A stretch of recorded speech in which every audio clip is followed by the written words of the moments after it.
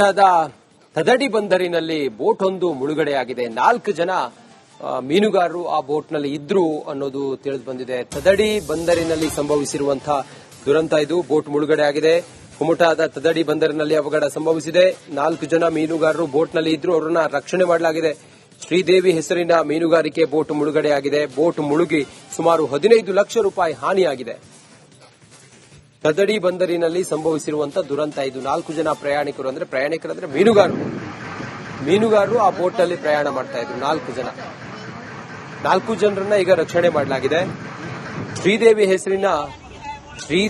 ಹೆಸರಿನ ಬೋಟ್ ಅದು.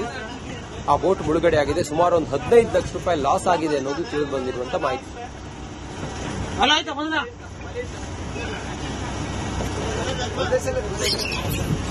ಈ ದೃಶ್ಯದಲ್ಲಿ ತಾವು ನೋಡ್ತಾ ಇದ್ದೀರಲ್ಲ, ಇದು ತದಡಿ ಬಂದರು, ಕುಮಟಾದ ತದಡಿ ಬಂದರು. ಇಲ್ಲಿ 100 ಜನ ಮೀನುಗಾರಿಕೆಗೆ ಬೋಟ್ ನಲ್ಲಿ ತೆರಳುತ್ತಾರೆ.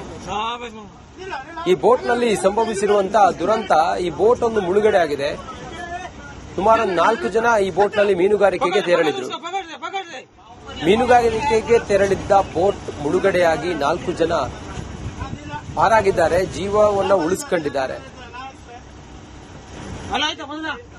ಸುಮಾರು ಒಂದು 15 ಲಕ್ಷ ರೂಪಾಯಿ ಈ ಬೋಟ್ ಮುಳುಗಡೆಯಾದ ಕಾರಣದಿಂದ ಬೋಟ್ನ ಮಾಲೀಕರಿಗೆ, ಶ್ರೀದೇವಿ ಬೋಟ್ನ ಮಾಲೀಕರಿಗೆ ನಷ್ಟ ಆಗಿದೆ ಅನ್ನೋದು ಕೂಡ ತಿಳಿದು ಬಂದಿರುವ ಮಾಹಿತಿ.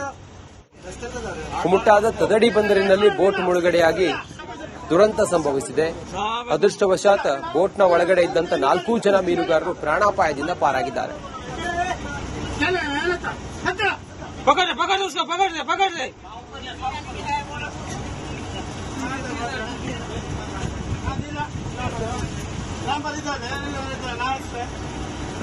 ಅಲ್ಲ ಆಯ್ತಾ ಬಂದ